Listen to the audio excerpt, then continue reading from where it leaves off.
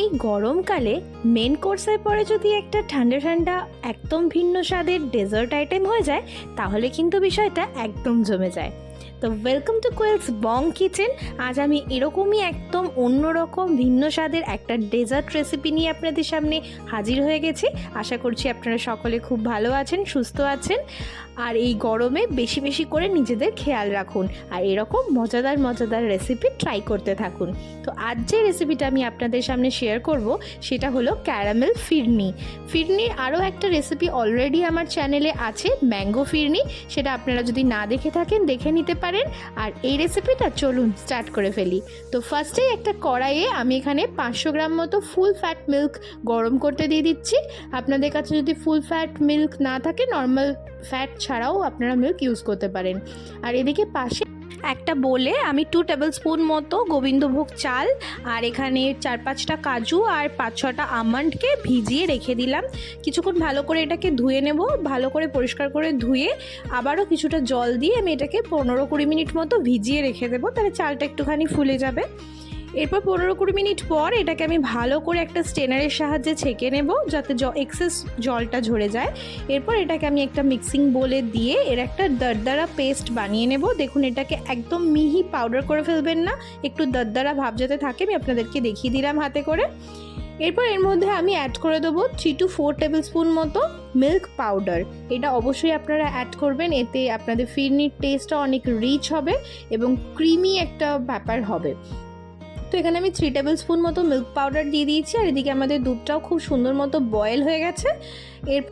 এরপর এখান থেকে আমি একটা হাতার সাহায্যে 2-3 হাতা মতো গরম দুধ ওই মিল্ক পাউডার আর ওই চালের পেস্টটার মধ্যে অ্যাড করে দেব এবং এটা অ্যাড করে দিয়ে একটা স্পুনের সাহায্যে আমি সঙ্গে সঙ্গে খুব ভালো করে এটাকে ভালো করে আমরা নেড়ে মিক্স করে নেব যাতে এর মধ্যে কোনো লাম্প না থাকে। খুব ভালো করে এটা মিক্স করবেন। এটা আপনারা ডাইরেক্ট এই দুধের মধ্যেও অ্যাড করতে পারতেন, বাট এটা ডাইরেক্ট দুধের মধ্যে অ্যাড করে দিলে লাম্প থেকে যাওয়ার সম্ভাবনা থাকে, এই জন্য আমি বাটিতে আলাদা করে এটাকে মিক্স করে নিচ্ছি। আমাদের মিক্সিংটা ভালো মতো হয়ে গেছে, এরপর এটাকে আমরা দুধের মধ্যে অ্যাড করে দেবো এবং অ্যাড করেই সাথে সাথে কিন্তু আপনারা খুন্তির সাহায্যে বা স্প্যাচুলার সাহায্যে নাড়তে থাকবেন, মিক্স করতে থাকবেন, নাহলে কিন্তু চালটা তলায় বসে যাবে এবং লেগে যাওয়ার সম্ভাবনা থাকতে পারে। তো ভালো করে এটাকে নাড়তে হবে। এবার জাস্ট আপনাদের এটার কাজ হচ্ছে জাস্ট চালটাকে সেদ্ধ হওয়া অবধি সমানে কনস্ট্যান্ট এটাকে নেড়ে যেতে হবে যাতে কোনোভাবেই এটা তলায় লেগে না যায়। আর এই পাশ থেকে এই দুধের যে অংশগুলো লেগে আছে সেগুলোকে আমরা ভালো করে চেঁচে চেঁচে দুধের সাথে মিশিয়ে নেব, তাতে করে টেস্টটা অনেক বেশি ভালো হয়।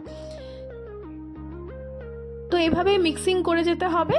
তো দেখুন আমাদের চালটা মোটামুটি সেদ্ধ হয়ে গেছে আমি যেটুকু দেখলাম। এরপর এতে আমরা চিনিটা অ্যাড করে দেবো। তো এখানে আমি 2-3 টেবিল স্পুন মতো চিনিটা অ্যাড করে দিচ্ছি। আপনারা অবশ্যই আপনাদের টেস্ট অ্যাকর্ডিং চিনিটা অ্যাড করবেন, যে যতটা মিষ্টি খেতে ভালোবাসেন ততটাই মিষ্টি অ্যাড করবেন। তো চিনিটা অ্যাড করে দিয়ে আমি আবারও ভালো মতো নেড়ে নিচ্ছি। এই সময় গ্যাসের ফ্লেমটাকে একদম লো করে রেখে দিয়ে এখানে আমরা বানিয়ে নেবো ক্যারামেলটা। তো তাই জন্য একটা পাত্রে আমি নিয়ে নিয়েছি 2 টেবিল স্পুন মতো চিনি আর তাতে দিয়ে দিলাম আমি 2 টেবিল স্পুন মতো জল। তো জলটা দেওয়ার পর দেখবেন চিনিটা হালকা হালকা পাত্রের গায়ে লেগে যাচ্ছে, ওটাতে টেনশনের কোনো ব্যাপার নেই, কারণ এটা আস্তে আস্তে গলে একদম মিক্স হয়ে যাবে। তো এইভাবেই আমি নেড়ে নেবো। দেখুন আমাদের চিনিটা অলরেডি গলতে শুরু করে দিয়েছে। এবার যতক্ষণ এটাতে কালার আসছে মানে ক্যারামেলটা তৈরি হচ্ছে ততক্ষণ এটাকে কনস্ট্যান্ট নেড়ে যেতে হবে। আর এই সময় অবশ্যই গ্যাসের ফ্লেমটা মিডিয়াম টু লোয়ে রাখবেন, কারণ হাই ফ্লেমে রাখলে এটা কিন্তু পুড়ে যেতে পারে। তো এভাবেই নাড়তে থাকুন। দেখুন 5 মিনিট পর আমি কালারটা দেখতে পাচ্ছি হালকা হালকা চলে এসছে। আরও কিছুক্ষণ নাড়বো, কালারটা আরেকটু ডার্ক হলে তারপরে আমরা গ্যাসটা অফ করে দেবো।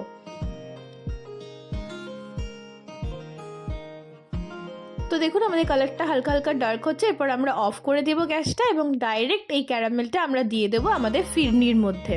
তো ফিরনির মধ্যে ক্যারামেলটা অ্যাড করে দেওয়ার পর ফিরনিটা আমি খুব ভালো করে মিক্স করে নিচ্ছি। দেখুন কালারটা কি সুন্দর চলে এসছে, হালকা একটা লালচে লালচে ব্যাপার চলে এসছে এবং খেতেও অসাধারণ লেগেছে এটা।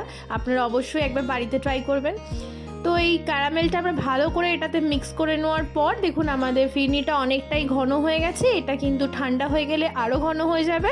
তো এই সময় এই মুহূর্তে আমরা এতে দিয়ে দেব 1 টিস্পুন মতো কেওড়া জল আর দিয়ে দেব 1 টিস্পুন মতো গোলাপ জল। এটা আপনারা অ্যাভয়েডও করতে পারেন, মানে স্কিপ করতে পারেন যদি না পছন্দ হয়ে থাকে এই ফ্লেভারটা, বাট এটাতে একটা মানে রাজকীয় ফ্লেভার এনে দেওয়ার কারণে আমি এই দুটো ফ্লেভার অ্যাড করেছি, যাতে এই টেস্টটা আরও শাহি হয়, মানে রাজকীয় হয় সেই কারণে।